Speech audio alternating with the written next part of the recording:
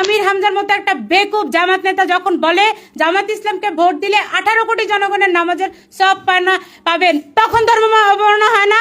কেন এদেরকে জামাত নেতাদেরকে ধরে ধরে আপনারা মাটির নিচে ঢুকাই দেন? বললে নাকি প্রথম প্রশ্ন হবে তো তুমি কোন মার্কায় ভোট দিছিলা? বাংলাদেশে কত মানুষ ভালো কাজ করে, আপনারা তো কোনো পুরস্কার নিয়ে আসেন না। তাহলে তৌহিদি জনতার কাজকে খালি লুটপাট, চোটপাট, হানাহানি, মারামারি, ওর চুল কাটটা দেওয়া, ওর বাল কাটটা দেওয়া, এগুলো করার আপনারা কেউ না বিচার করে। আমার বিচার আমার সৃষ্টিকর্তা করবে। আমি যদি কোনো ভুল করি আমার বিচার আমার সৃষ্টিকর্তা করবে। কই আমি কোনো ভালো কাজ করলে আপনারা তো পুরস্কার নিয়ে আসেন না। বাংলাদেশে কত মানুষ ভালো কাজ করে, আপনারা তো কোনো পুরস্কার নিয়ে আসেন না। তাহলে তৌহিদি জনতার কাজকে খালি লুটপাট, চোটপাট, হানাহানি, মারামারি, ওর চুল কাটটা দেওয়া, ওর বাল কাটটা দেওয়া, এগুলা আমরা তৌহিদি জনতার কোনো উৎপাত বাংলাদেশে এরপরে দেখতে চাই না।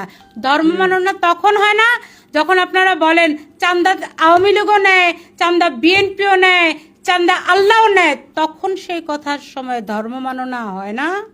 হ্যাঁ, ধর্ম অবমাননা হয় না নাকি?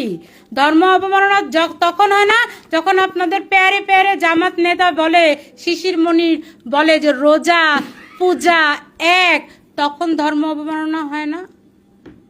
হয় না? উত্তর দিবেন কথার। তারপর পাবনার যে ইকবাল সাহেব যখন বলে নামাজ, রোজা, হজ, জাকাত, কালিমা সব কিছু চাইতে সবচেয়ে বড় ফরজ কাজ কি?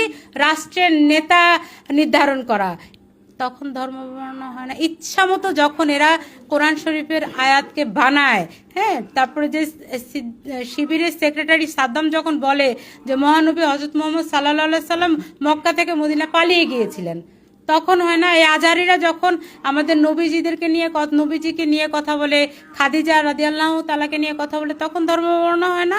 শাহজাহান সাহেব যে বলতেছে ইদানিং কালে, আপনারা শুনতে পান না যে আল্লাহ নাকি সিদ্ধান্ত দিয়েছেন জামাত ক্ষমতায় দিবেন? আল্লাহ সিদ্ধান্ত দিয়ে দেয় কখনো?